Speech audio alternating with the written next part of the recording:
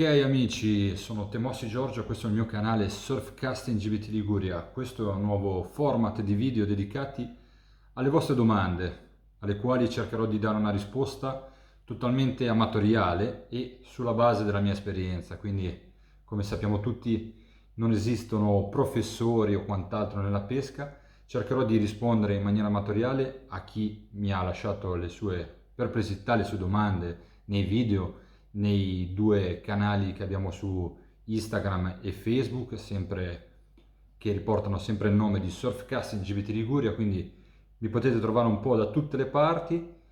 Ho appunto stampato un po' di vostre domande alle quali cercherò di dare una risposta del tutto amatoriale, quindi non ve la prendete se non sarà sicuramente precisa, ma sono delle risposte basate sulla mia esperienza che cercherò di condividere con voi e perché no, se qualcosa non vi torna o se voi avete esperienze e modi di pescare differenti, potete scriverlo nei commenti. Può nascere comunque una sana conversazione in maniera educata, condividendo le proprie idee, i propri modi, che comunque è una cosa interessante per crescere a nostra volta, perché appunto nessuno nasce imparato e nella pesca è la cosa più importante, condividere in modo tale da poter migliorare. Iniziamo. Ciao Giorgio, quali sono i fattori più importanti per te nella pesca? Questa qua è una domanda sicuramente molto interessante. Io me ne sono un po' scritte qualche risposta per portarmi un po' avanti. Sicuramente la principale è conoscere i posti. Conoscere lo spot dove andremo a pescare ci farà evitare di perdere tempo, perdere magari dell'attrezzatura e quant'altro. Quindi conoscere il posto e lo spot è sicuramente una cosa importantissima. Seconda cosa, avere sempre delle buone esche con noi. Un'esca magari morta e non troppo bella ci farà fare una pescata secondo me a metà. Avere già le idee chiare su cosa andare a cercare e l'esca giusta per andarlo a stanare sarà un secondo fattore importantissimo per non perdere tempo e per andare dritti all'obiettivo. Un terzo punto che mi sono segnato è avere sicuramente tempo, amici. La cosa più importante nella pesca, purtroppo, è avere tempo a disposizione da regalare a questa immensa passione, perché senza tempo possiamo appunto fare qualche pescata veloce, ma la possibilità di incappare in cappotti, come si dice in termine, sarà gigantesca, quindi in proporzione tante pescate, qualche cosina avremo in più la possibilità di portarlo a casa. Ovvio, un buon pescatore fa sempre vedere il risultato, ma purtroppo questa passione, che non è uno sport, è una passione, è sempre complicata e non sempre torniamo a casa con un carniere, ma cerchiamo sempre di vedere cose positive. Cerchiamo sempre di portare un buon ricordo a casa di un pomeriggio passato con un amico, un bel tramonto, un qualcosa che abbiamo imparato, ok? Quindi secondo me questi sono i tre punti principali e i fattori principali che contano per me nella pesca. Poi l'esperienza e la tecnica sicuramente verranno dopo con il tempo. Seconda domanda. Quali sono le combinazioni di piombi che si possono utilizzare dalla spiaggia? Allora, sicuramente il mercato oggigiorno offre tantissime varietà e possibilità di piombi differenti, ne troviamo veramente di qualsiasi tipo, c'è una grandissima scelta ormai nel mercato, non è più come 20-30 anni fa che c'erano tre piombi, c'era il piombo a oliva e due o tre piombi con gli anelli e basta, cioè, c'era quella scelta lì, fine, poi non penso neanche ci fossero delle grammature così importanti o comunque non c'erano queste canne che ci sono oggi che supportano grammature importanti, con 100 grammi rischiavi di piegare una canna che aveva un fusto di queste dimensioni, quindi tantissime possibilità, ma dobbiamo sicuramente far riferimento alle condizioni meteo, cioè tantissimi piombi, ma dobbiamo scegliere in base al meteo che troviamo. Per un mare calmo potrà benissimo andare bene un'oliva, una pera, piombi semplici, cioè non andiamo a complicarci la vita, cose strane, se non c'è l'esigenza tecnica in quel momento di doverci pescare perché dobbiamo zavorrare in maniera particolare l'esca.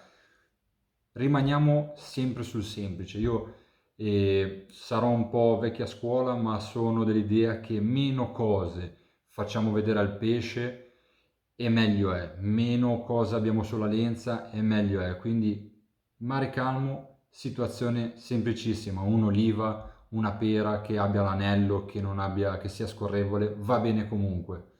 In una situazione invece contraria, con mare mosso, agitato, dovremmo andare su una sfera, uno spike, su una piramide, piombi che ci permettono di rimanere ancorati, non farci portare via dalla corrente. A noi sembrerà che magari un piombo da 150 grammi sia inspostabile, ma io vi ricordo che durante una qualsiasi mareggiata invernale vediamo massi, tronchi portati via dalla corrente, quindi i nostri piombi che nella scatola ci sembrano così importanti in realtà per il mare sono bazzecole. Terza domanda. Come scegliere uno spot in funzione alla stagione e del meteo? E nello spot come scegliere dove lanciare? Allora, qua è una domanda molto interessante che possiamo dividere in tre. Come scegliere uno spot in base alla stagione, in base al meteo e dove lanciare? Sono tre domande in realtà queste. In base alla stagione possiamo scegliere lo spot dove appunto secondo noi c'è il pesce di stagione. E cosa ne posso dire?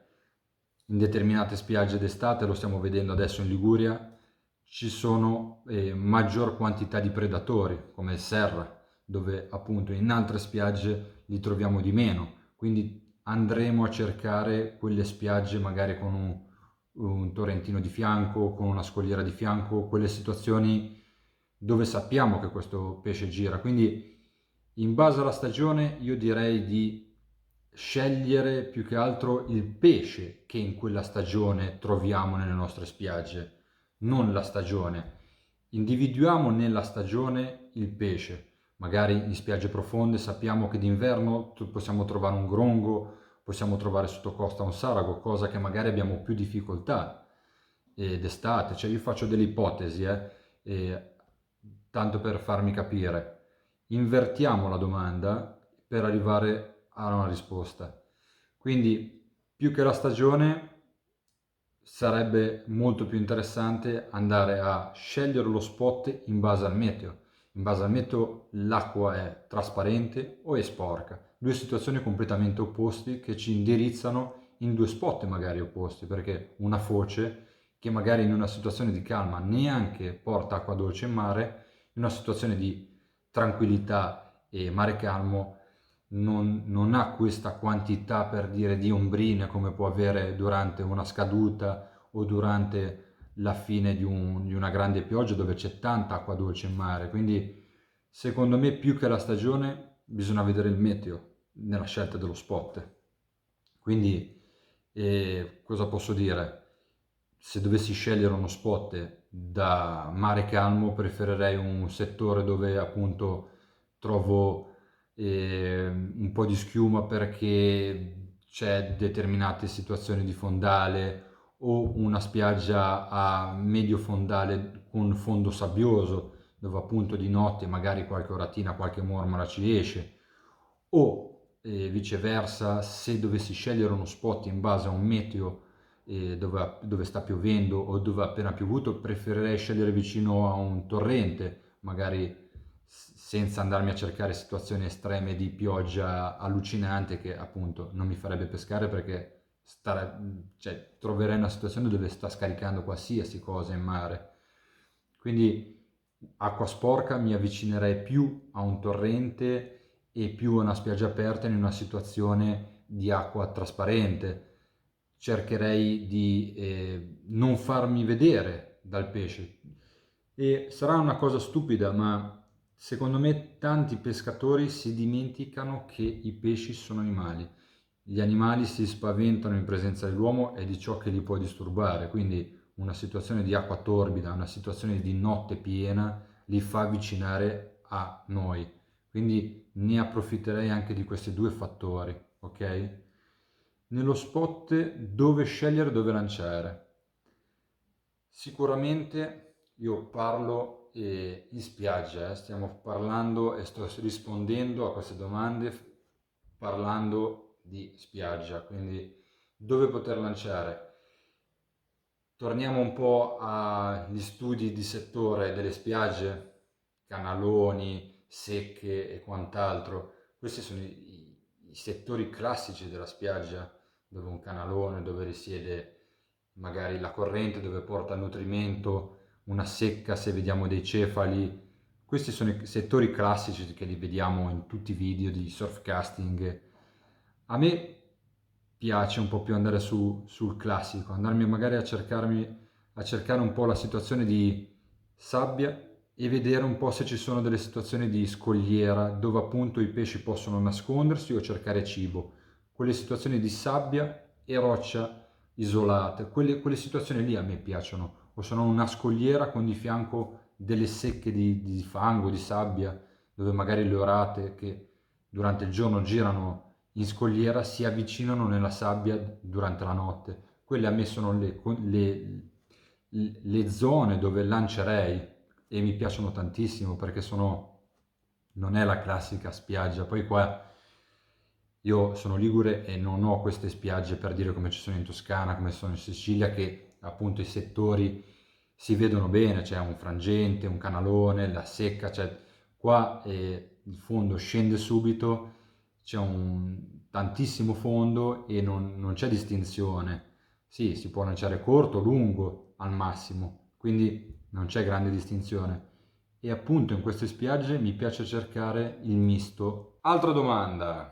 Quando si sta pescando solo minutaglia o altro, quali ragionamenti si possono mettere in atto per cercare di ribaltare la situazione? Allora, sicuramente se stiamo pescando minutaglia è perché, è brutto dirlo, ma stiamo pescando forse un po' sottodimensionati, perché se no ho visto prendere anche dei pagelli con un granchio vivo, e parlo di pagelli di piccole dimensioni, ma allo 90% se stiamo prendendo tanta minutaglia perché stiamo pescando un po' troppo sottodimensionato, sia come ami che come esche.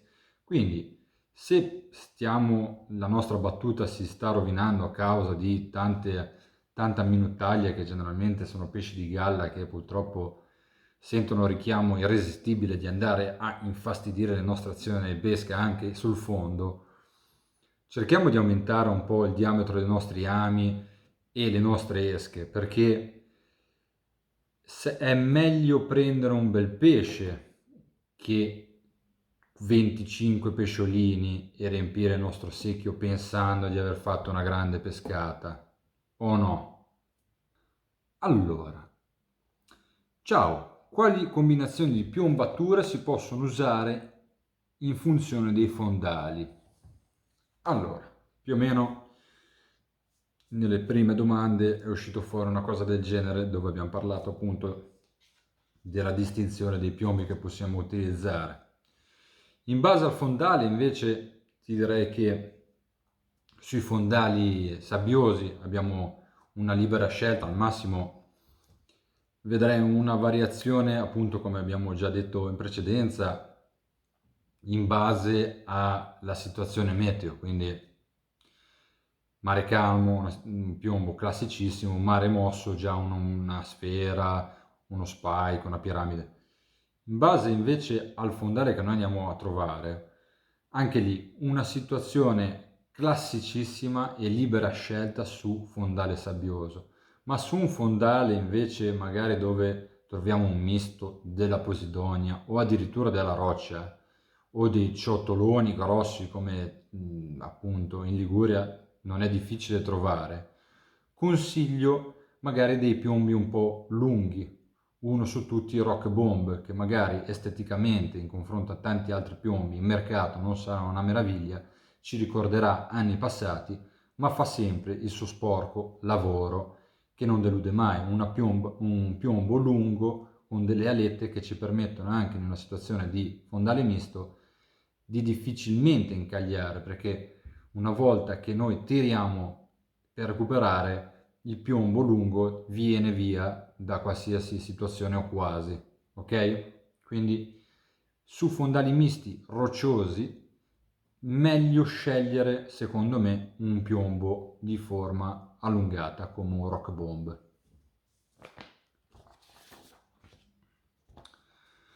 Altra domanda sicuramente interessante. Ciao, dove posso trovare l'orata d'Italia più grande in Liguria? Scrivimi anche in privato se non vuoi divulgare troppo il posto. Allora, questa domanda io l'ho riportata perché mi ha incuriosito e fatto sorridere. Sicuramente la mia frase che starò per dire mi farà ricevere molti insulti. La Liguria non è particolarmente pescosa come altre regioni d'Italia e individuare posti dove, soprattutto, ripeto, sto rispondendo per i pescatori che amano la pesca dalla spiaggia, non generici, quindi ancora di più, dalla spiaggia è molto molto difficile trovare orate d'Italia e individuare soprattutto spot dove escono quasi esclusivamente orate d'Italia. Questa risposta mi farà ricevere tanti insulti, come sempre, del tipo non sai pescare e dai queste cavolo di risposte, ma sono abituato, ok? E generalmente queste personcine che danno queste belle risposte sono i classici che vanno a prendersi le orate o in barca o in porto o nei canali di calma, quindi questo dice tutto.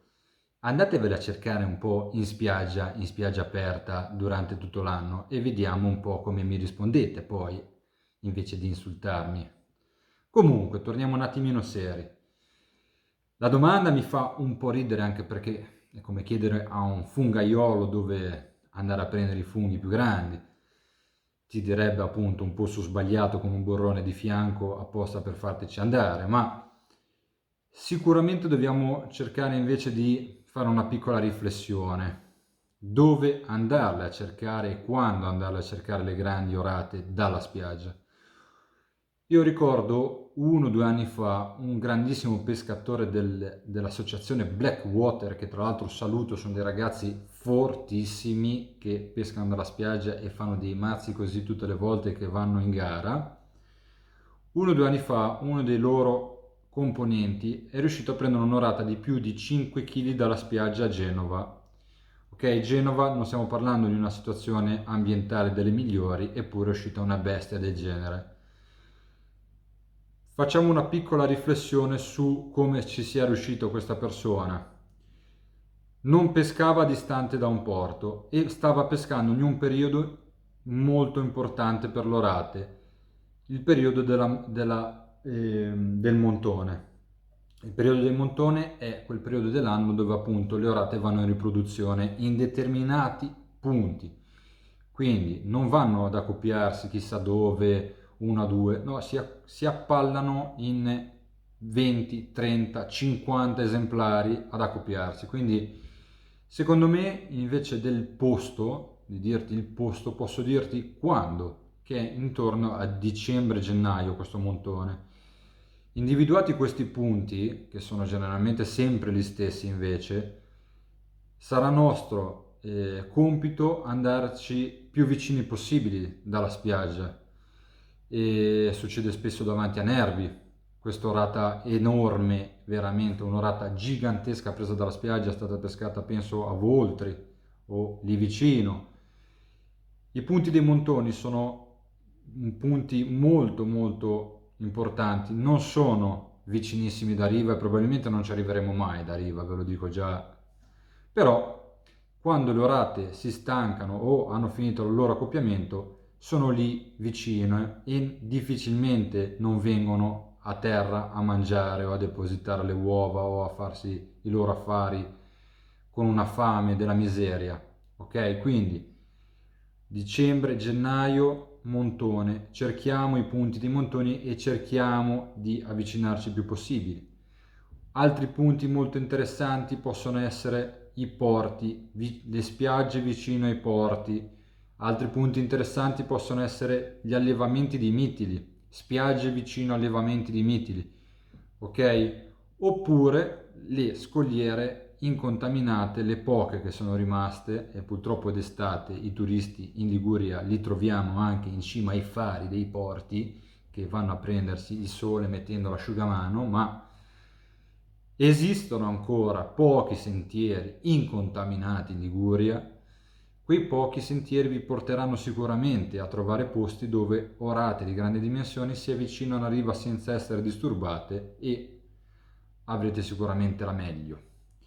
Quindi dirti dei posti o degli spot è difficile, soprattutto quando tu mi chiedi di orate d'Italia, perché più o meno tutte le spiagge, chi più chi meno, della Liguria regalano sempre orate, perché sono spiagge appunto alti fondali, fondali misti, dove questo sparide trova sempre un nutrimento, lo troviamo più o meno sempre, cioè non ci andrà sempre bene, ma più o meno una media che esca un'orata nelle spiagge Ligurie è abbastanza alta.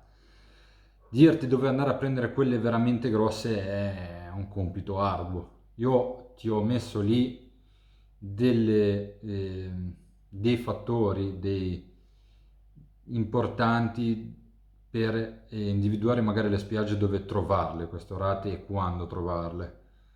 Purtroppo la pesca è fatta di fortuna, quindi dovrei provarci e riprovarci per 542 anni, a meno che tu non sia della Blackwater e basta.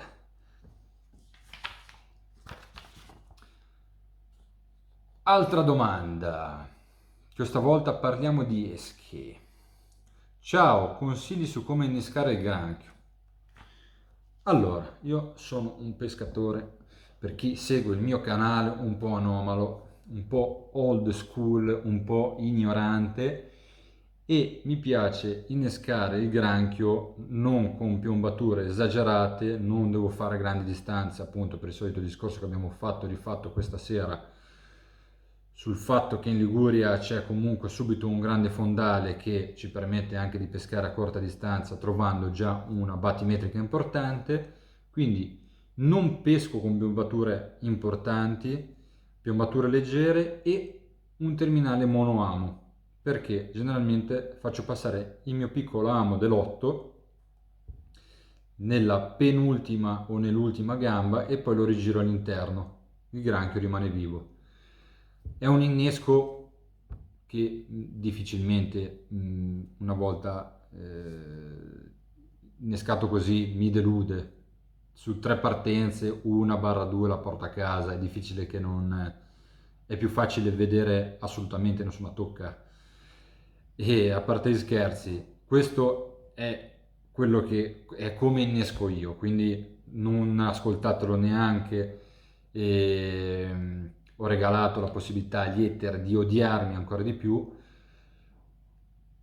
Pescatori che invece fanno questo tipo di pesca col granchio molto più spesso utilizzano 2 o 3 ami invece anche più piccoli del numero 8, passando a un 10 rinforzato con l'occhiello o sempre un 8 becco d'aquila con l'occhiello, mettendone 2 o 3 sempre tra le zampette. Si crea secondo me un innesco con tanta lenza, tanti ami. Io sono un po' contro queste cose, ma io questi pescatori li conosco e le orate le vedo prendere, quindi una cosa sicuramente che mi ha colpito una volta parlando con uno di loro, che mi ha detto non aver paura a utilizzare ami che ti sembrano piccoli, perché quando comunque ne metti 2 o 3 c'è sempre la possibilità che magari lei mangi su uno e poi gli altri 2 o il terzo vada comunque ad agganciarsi in qualche maniera durante la fuga, quindi alla fine è comunque molto robusto come soluzione, quindi mi aveva colpito questa cosa dell'amo particolarmente piccolo in proporzione alle bestie che ho visto prendere, quindi L'unico consiglio che posso dare è sì, scegliete il numero di ami che volete, ma non abbiate paura a metterne 2 o 3 e utilizzarli piccoli, perché io veramente ho visto pescatori che fanno questa pesca in particolare sempre a orate, perché sono amanti spassionati delle orate e utilizzano ami piccolini. Per me già un amo dell'8 è piccolo e invece loro, boh. Parliamo un po' di inneschi un po' particolari invece. E se dovessimo raggiungere dalla spiaggia grandi distanze, sempre un amo grosso o due, ma rinforzati con un po' di filo elastico in mezzo per rinforzare il nostro innesco. Lo possiamo anche criptare e lanciare a lunghissima distanza che il nostro innesco regge. E un'altra situazione invece invernale, ho visto altri due inneschi molto interessanti dei granchi, il granchio intero con carapace sopra rotto che perde un po' di liquido, molto interessante nella fase invernale dove i pesci sono un po' più svogliati, e un innesco molto particolare in mareggiata dal grandissimo maestro Valerio Centi, che saluto, veramente una persona indescrivibile, un pescatore incredibile, un maestro veramente. Lui è un maestro di pesca, perché tutte le volte che lo guardo imparo qualcosa, è incredibile.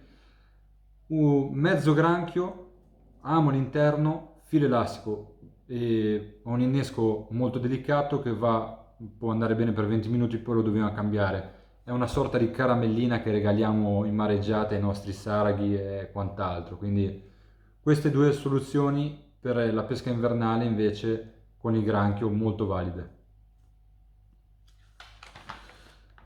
Altra domanda: hai usato Rimini? Ha dato qualche frutto? Purtroppo non ancora, è ancora dentro il mio acquario qua fuori e non vedo l'ora di utilizzarlo. Poi, una domanda: per il coreano, che amo mi consigli e di quale grandezza? Allora, il coreano è un'esca molto delicata e molto succosa. Quindi, come tale, dobbiamo utilizzare un attimino degli ami o a paletta lunga o comunque a becco d'aquila, sempre con la paletta sottile. Io consiglio un amo del 10, dell'8 va sempre bene, cioè sono misure standard, non andrei su cose più grandi, nel senso che sì, possiamo andare anche su un amo del 6, ma ho visto prendere branzini di 6 kg con un amo del 18 dei bigattini. Secondo me un amo del 10, dell'8 per la nostra coreanina va benissimo.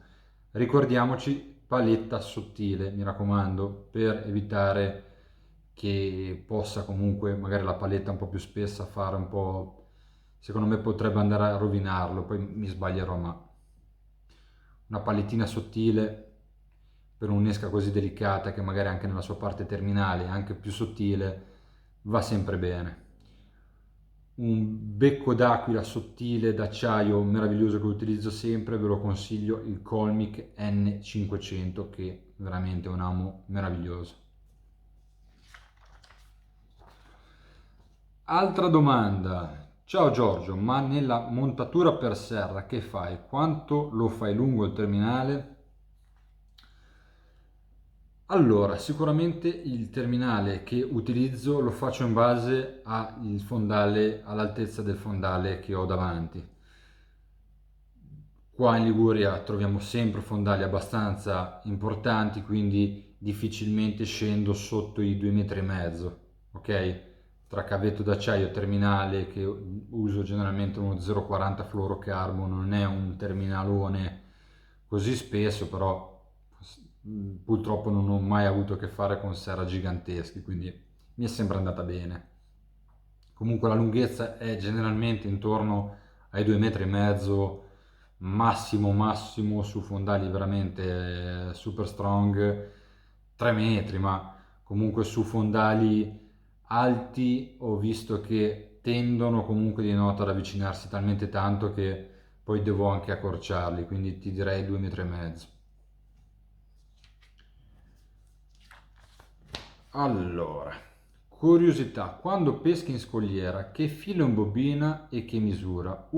usi diretto o shock leader? Allora, torniamo un po' al ragionamento di prima. Io sono un po' old school per come mi conoscete voi e per chi segue il canale, quindi cose molto semplici ma funzionali. Le mie due bobine più classiche sono per la pesca normale uno 0,25 con uno shock 0,23 0,50, mi sembra che sia della Falcon se non sbaglio, uno shock conico, quindi questa bobina lo utilizzo per pescare dalla spiaggia, dalla scogliera, comunque con fondali sabbiosi. Invece per pescare a rock fishing ho una bobina di 0,40 diretto. Non amo mettere lo shock leader perché generalmente è il primo punto di rottura della nostra lenza in caso di incaglio, e in scogliera penso che siano di più gli incagli che i pesci che prendiamo, quindi non uso lo shock appunto per quello. Secondo me, e comunque leggendomi, vedendo un po' chi pratica invece tanto rock fishing e ne sa sicuramente più di me, vedo che chi utilizza diametri maggiori dello 0,40 usa anche shock leader più importanti e difficilmente il nodo di rottura con terminale, cioè con shock e fili diretti in bobina così spessi, il nodo comunque ha un altro carico di rottura e difficilmente si rompe. Quindi io personalmente, che uso uno 0,40 che magari per tanti è sottile, non uso lo shock.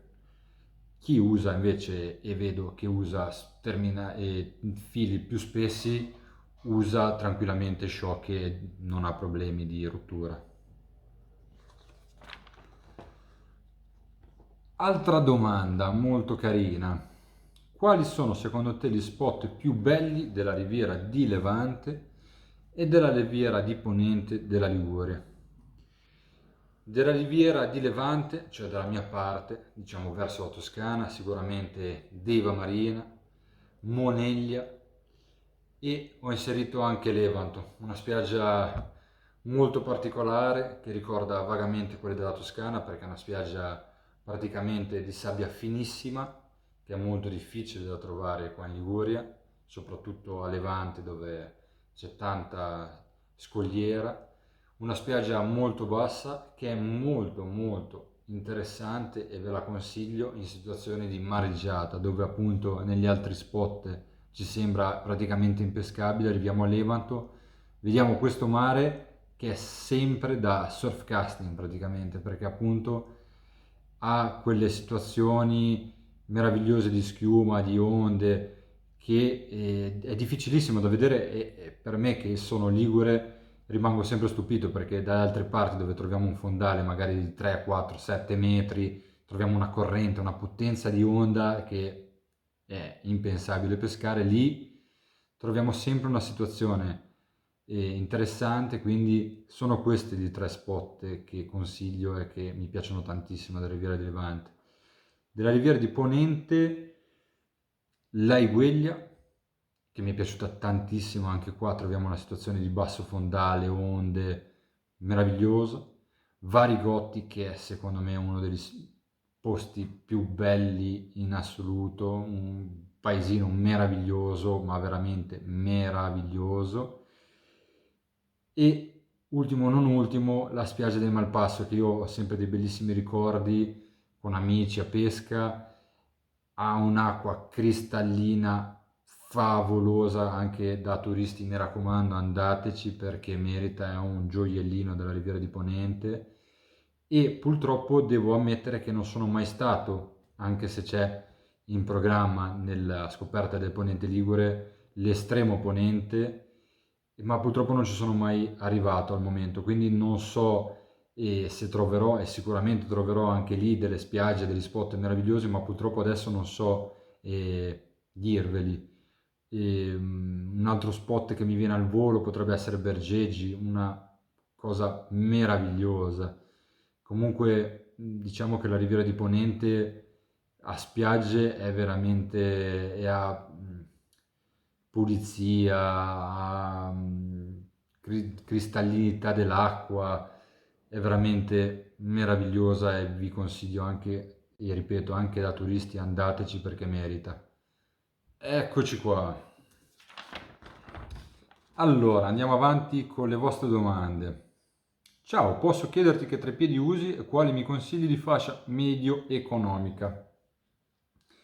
Allora, io ne ho avuti tantissimi treppiedi e generalmente hanno fatto tutti una brutta fine, perché sono sincero e non posso fare a meno di trattare malissimo i miei treppiedi.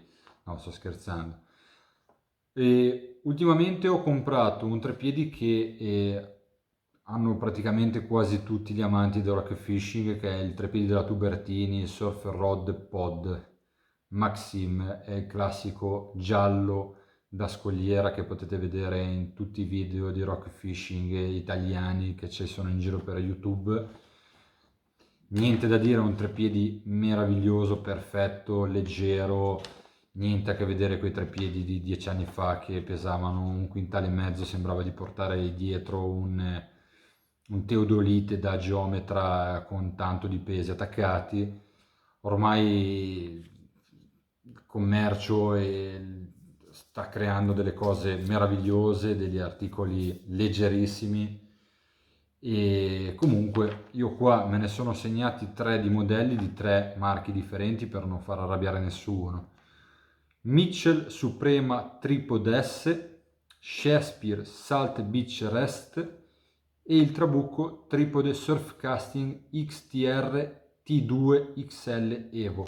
Questi tre modelli, che ho anche avuto la fortuna di vedere di persona, sono tre modelli di fascia economica, più o meno dello stesso prezzo, non variano di molto, proprio di 2-3 euro penso, e per essere una fascia economica ormai sono di una qualità veramente incredibile. Cioè io, se penso e ripeto ai treppiedi di solamente che 10 anni fa, non hanno più niente a che vedere, sono treppiedi, ok, magari uno differirà un po' dal materiale, ma ormai sono tutti affidabili, qualità ottima, se tenuti bene, se togliamo il salino, se ce ne prendiamo cura, sono articoli meravigliosi. E questi tre modelli che vi ho appena detto sono di una fascia economica, medio-economica, che possiamo praticamente permetterci tutti tranquillamente e secondo me non ci deluderanno mai.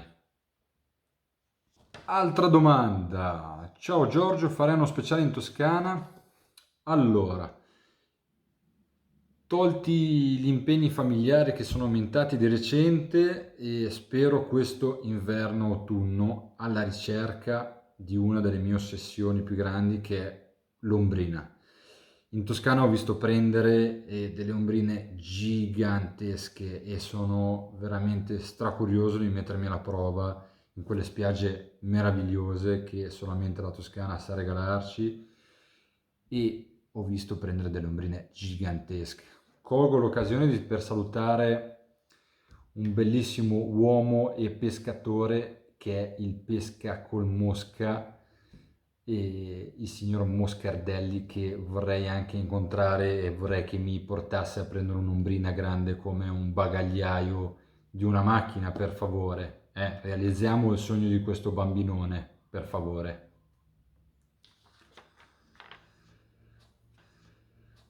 Altra domanda. Gli americani alle arenicole le innesche intere? Se sì, con quali dimensioni di ami? Allora, io sono, per chi mi conosce, per chi segue il mio canale, un pescatore un po' anomalo.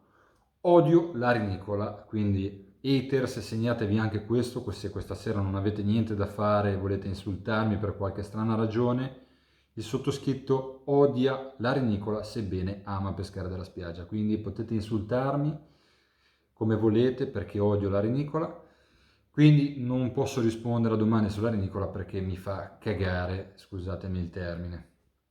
Detto questo, che mi farà ricevere tantissimi insulti, l'americano invece è un'esca che amo.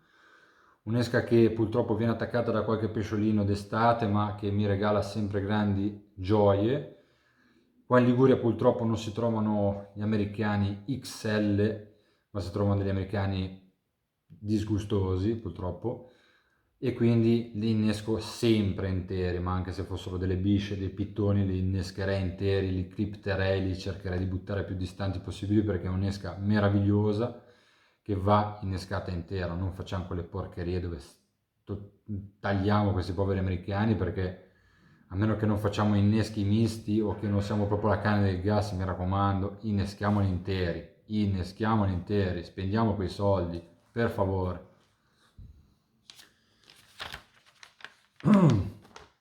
Ciao Giorgio, correggimi se sbaglio. Il bibi congelato, che già a noi puzza, verrà snobbato anche dei pesci? Allora, non snobbiamo i bibi congelati perché sono una fonte inesauribile di cappotti durante l'inverno. Ok? No, a parte gli scherzi.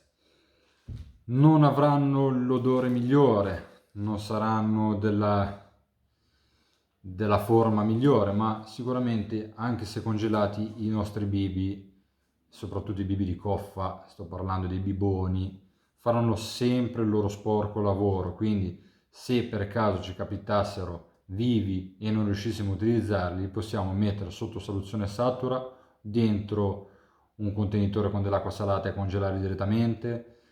Mi raccomando, non buttiamoli via, ma conserviamoli. Una volta scongelati li possiamo utilizzare interi con un po' di filo elastico o tagliarli e utilizzarli invertiti, cioè dalla parte interna verso l'esterno, sempre con un po' di filo elastico, oppure sempre invertiti con una soluzione mista con l'aggiunta di altre esche come può essere la coreana per creare un po' di movimento. C'è qualche video sul canale dove ci fa vedere un po' di inneschi misti per rigenerare, diciamo così, il nostro innesco, ma mi raccomando, il bibone non va mai buttato, va sempre conservato, che va sempre bene, amici.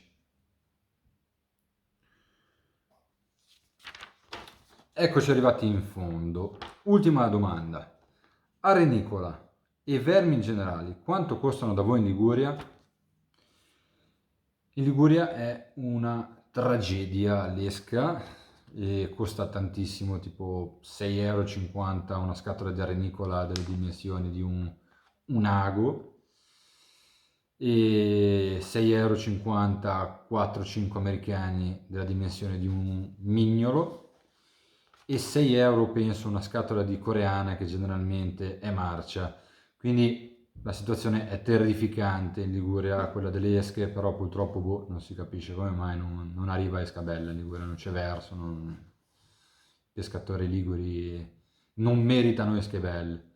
No, a parte gli scherzi, e a breve ci saranno novità su appunto le esche sul canale, perché ci sarà una nuova collaborazione con un negozio Fishing Garage che già appunto abbiamo avuto modo di nominare nei nostri video, perché il signor Massimiliano è un grandissimo negoziante e un grandissimo soprattutto nel settore esche. Se le va a recuperare in Toscana e le porta in Liguria perché è il numero uno, le porta in Piemonte, lo possiamo trovare nel suo negozio a Serravalle, quindi se venite giù in vacanza in Liguria e volete fermarvi da Fishing Garage è in assoluto numero uno. Io non lo dico perché devo dirlo, ma lo dico perché io mi servo da lui, e vermi di Rimini, bibi di coffa e quant'altro. Per chi venisse in Liguria e si volesse fermare un attimino a Serravalle da Massimiliano è assolutamente numero uno. Quindi purtroppo questa domanda devo rispondere in maniera negativa, ma fortunatamente c'è sempre qualcuno che cerca di vedere il lato negativo di tutti e cerca di migliorarlo e di portare a casa il risultato, e devo dire che Fishing Garage su questo aspetto delle esche ci riesce benissimo.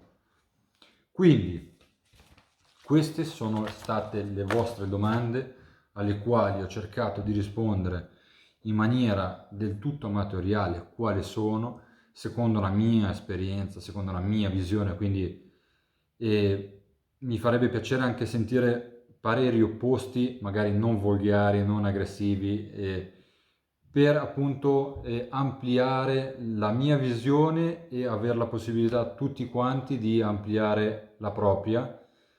Scrivete nei commenti se avete delle risposte differenti alle domande alle quali ho cercato di dare una risposta, per appunto vedere altre soluzioni, altre visioni. Io magari ho la mia visione, la visione di un altro pescatore può essere un'altra, ed è la cosa più importante, ripeto, nella pesca, la condivisione, perché nessuno nella pesca nasce imparato professore, mi raccomando, non perdiamo mai di vista questa cosa, perché ci fa diventare veramente, veramente antipatici.